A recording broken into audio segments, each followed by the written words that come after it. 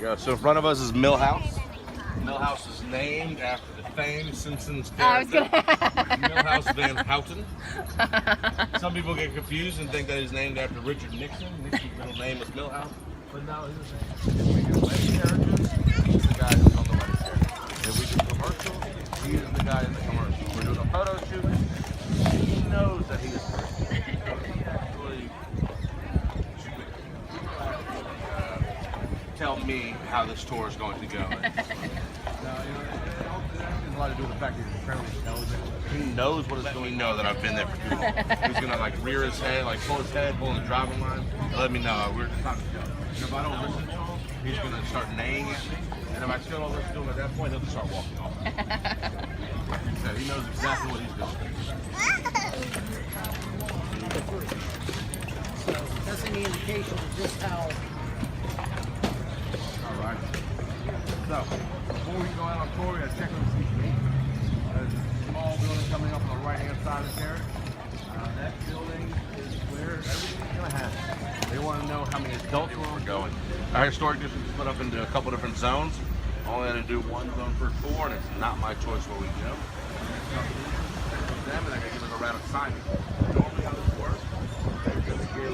Normally how this works, they're gonna turn on the 1960s era houses, historic gardens, churches, literally everything good Charleston has to offer.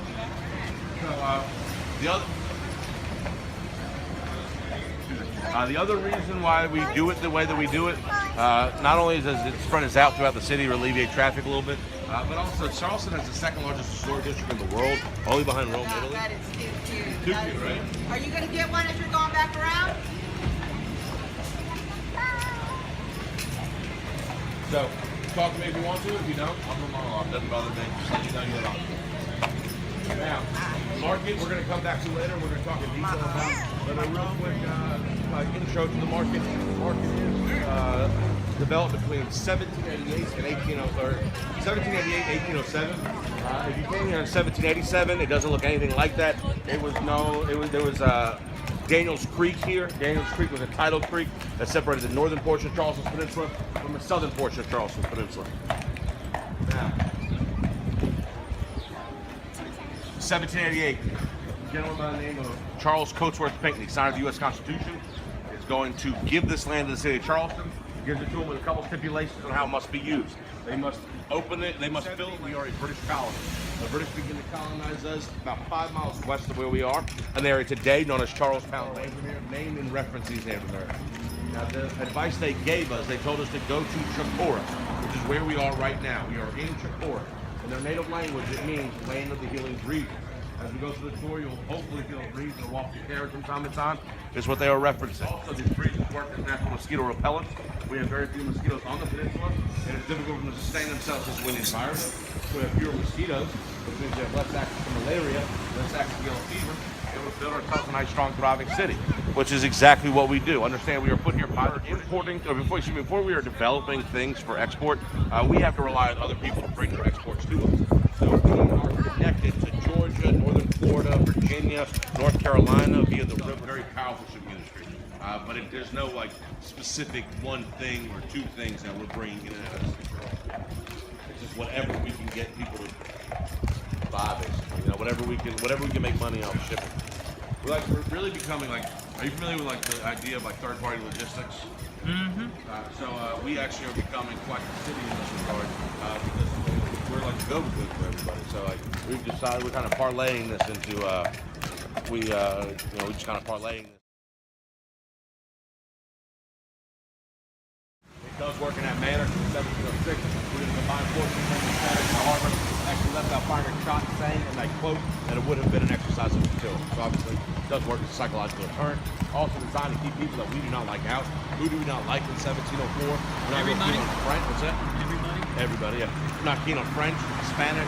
That's funny Native Americans. And my favorite people to talk about on tour, pirates, which we'll talk about a little bit later on. Just for your own, you said you're a fan of history. Quebec City is actually the oldest remaining city on the North American continent. Just for your own knowledge later on. So coming up on the left-hand side with PNC Bank. PNC is not important at all. However, the site that this building sits on is incredibly important. This is where South Carolina Institute Hall once stood. This is where we, on December 20th in 1860, put pen to paper and we left the Union. By signing this document, we have forced the hand of the United States of America.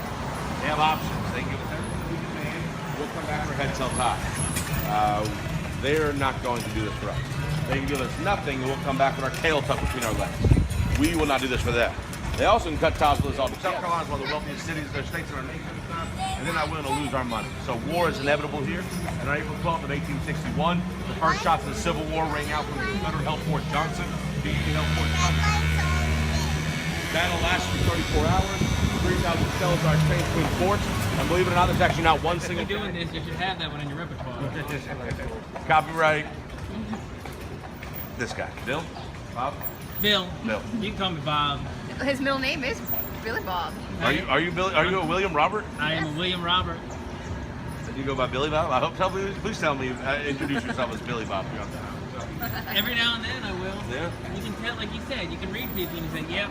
That guy will appreciate it. That guy will appreciate it. Billy Bob. So the thing is, now keep in mind the Mills House Hotel here for just a second. We're going to bring it back up in a moment. So these delegates are coming from all over South Carolina to sign the ordinance of secession. Now understand, the people in the upstate of South Carolina and the people in the low country are different.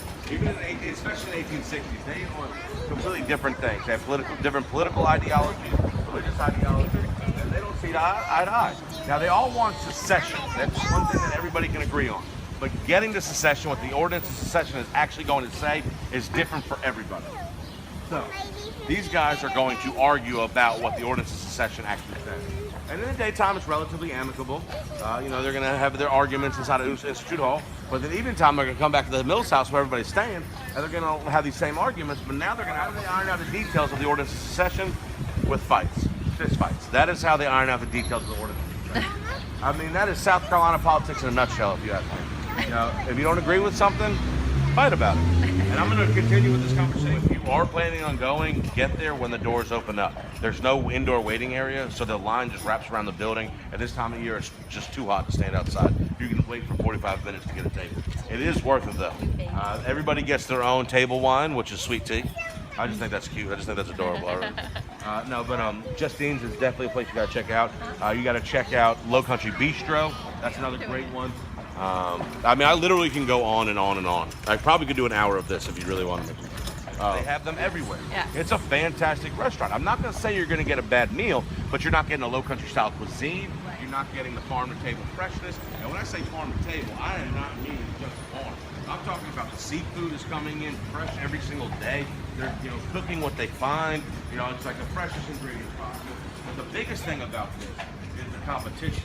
I'm sure you are aware that the restaurants is like the most volatile business to get into, right? In Charleston, it's even worse because if you don't change with the times, if you're not evolving, if you're not constantly updating your menu and competing, then you're not going to stick around. So the restaurants that you see that have that staying power, they have a competition that they have mastered the competition. They're constantly evolving, they're constantly changing. Sometimes their menus change on a daily basis. So, that's the type of stuff you're looking for when you're looking to make a choice for your own restaurant. But the ones that I've referenced to you are also very, very fantastic. I truly can do this for an hour. That's great, that's fantastic, that's an awesome choice, But she could have put 10 restaurants down that were completely different. They all would have got the same response. You really can't make a bad move. You really can't. Outside of going to those commercial restaurants, you really can't go bad. Now, if you're looking, the thing is with Charleston is there's so many fine dining restaurants, and I love going to the fine dining restaurants. It's just you pay for that. You know what I mean? Yeah. I don't know how you guys feel about bringing the little ones to fine dining. I've done it. I don't necessarily enjoy doing it, but I've done it. For a special occasion. Exactly. Yeah. But you can't. You really can't go wrong. But let me get some history in, and then we'll go back and talk about this in a few. So, you guys, have you noticed, and you can see them around where we are right now, the very narrow houses that we have here in Charleston? So these are called Charleston single houses. A Charleston single house is defined simply by being one single room wide. That is why it's narrow. That is why they're called single houses. Now you've probably seen houses like this before in other portions of our country. They're called shotgun houses in most other locations. They're pretty much the exact same thing. The difference between a single house and a